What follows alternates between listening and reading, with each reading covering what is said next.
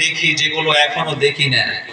এই সব গাছপালাকে যদি কলম বানানো হয়, আর এই যে ব্রহ্মপুত্র নদী, শুধু এই নদী নয়, আটলান্টিক মহাসাগর, ইভেন কি আরো 7টা মহাসাগরের পানি জমায়েত করলেও আজকে পৃথিবী সম্পর্কে যে বিজ্ঞানীরা গবেষণা করে, ওনারা বলেছেন এই পৃথিবীকে আল্লাহ যখন বানিয়েছেন এর 30 ভাগ হচ্ছে মাটি আর 70 ভাগ হচ্ছে পানি।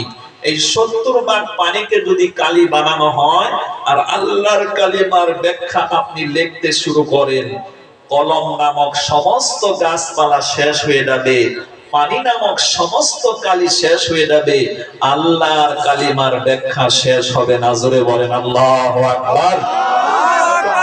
বলেন আল্লাহু আকবার। The creed of Muhammad sallallahu alaihi wasallam is free from the suspicions of ambiguity, and Quran is a glorious testimony to the unity of God, unity of Allah.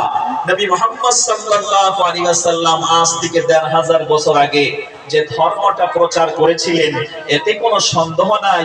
আর কোরআন আল্লাহ পাকের পক্ষ থেকে আসা নাজিলকৃত কিতাব, তার উজ্জ্বল দলিল হচ্ছে 1500 বছর আগে কোরআন নাজিল হয়েছে। আজও হুবহু সেই পেজই পাওয়া যায়, সেই কপিও পাওয়া যায়, এখানে কোনো বই পরিত্র করা হয় নাই। This is a book in there is no doubt.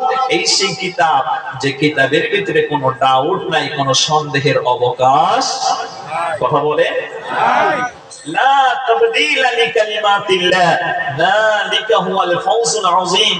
11 নম্বর পারা সূরা ইউনূস 109টা আয়াতের 64 নম্বর আয়াত।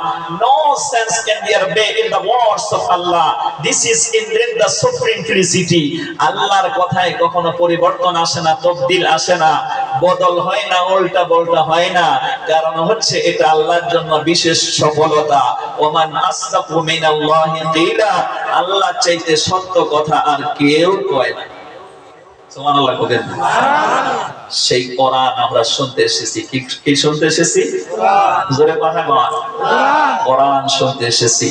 এখন আমরা একটু আলোচনা করি যে এই কোরআনটা আজকে যদি মাহফিল না হতো, প্রোগ্রাম না হতো, জালসা না হতো, তাইলে আমাদের বাজারঘাট কমপ্লিট, সারাদিন অফিস আদালতে মেহনত করা কমপ্লিট, এরপরে শিক্ষাঙ্গনে মেহনত করা কমপ্লিট, চাষবাসের কাজে মেহনত করা কমপ্লিট। মাহফিল না হলে এশার খানা খেয়ে, এশার নামাজের পরে বা অথবা আগে খানা খেয়ে আমরা সকলেই ঘুমিয়ে যেতাম। আজকে ঘুমকে অপেক্ষা করে দিয়ে আল্লাহ পাকের এই নির্ভুল কিতাব কোরআনে কারীম, যেখানে মহাবিশ্বের মহাবিশ্বয় এই কোরআনের জ্ঞানই হলো আসল জ্ঞান, এই জ্ঞানের কিতাব নিয়ে যদি আমরা চর্চা করি, তাইলে আল্লাহরে একবার জিজ্ঞাসা করেন, আল্লাহ আপনি আমাদেরকে দেবেন কি? এরকম ঠান্ডার মধ্যে বসে, নিচের থেকে ঠান্ডা, উপর থেকে কুয়াশা, এই প্রচন্ড ঠান্ডার মাঝে বসে আপনার কোরআনটা যদি আমরা শুনি, তাইলে আমরা কি পাবো? আছে না একটা প্রশ্ন? কারণ আমরা তো আল্লাহর বান্দা, আল্লাহ আমাদের ব্যাপারে জানে যে এই বান্দা যখন কাজ করে, শ্রম দেয়, ওদেরকে বিনিময় না দিলে কাজ করতো না, ঠিক না?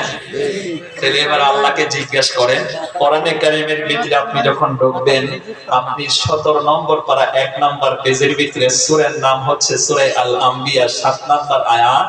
আল্লাহ পাক বলেন, ফাসআলু আহলা যিকর ইন কুনতুম লা তা'লামুন, যে বিষয়ে তোমার জ্ঞান নাই, জানা ব্যক্তির কাছ থেকে তুমি জেনে নাও।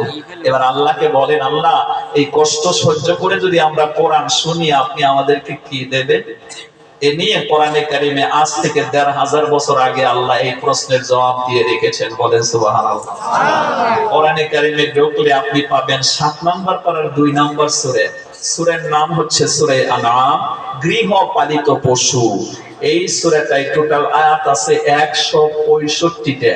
এখন যে আয়াতটা পড়ব, এই আয়াত সংখ্যা হচ্ছে 160। কত নম্বর আয়াত? জোরে কথা বল। আল্লাহ রাব্বুল আলামিন বলেন, মান জাআ বিল হাসানাতি ফালাহু আশরু আমসালিহা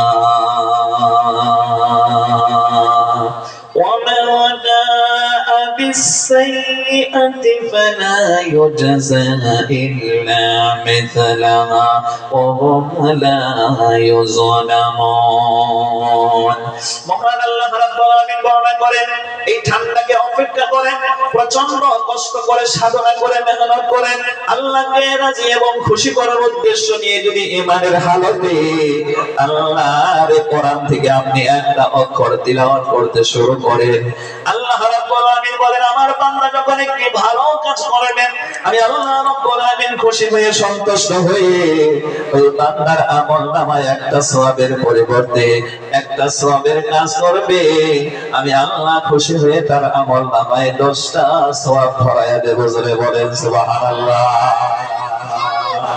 আজ থেকে ১৫০০ বছর আগে বিশ্বনবী হযরত মুহাম্মদুর রাসূলুল্লাহ জোরে বলেন সাল্লাল্লাহু আলাইহি ওয়াসাল্লাম নবীজি কোরআনে কারীম সম্পর্কে ঘোষণা দিয়েছেন মান ক্বারা হারফান মিন কিতাবিল্লাহি ফালাহু হাসানা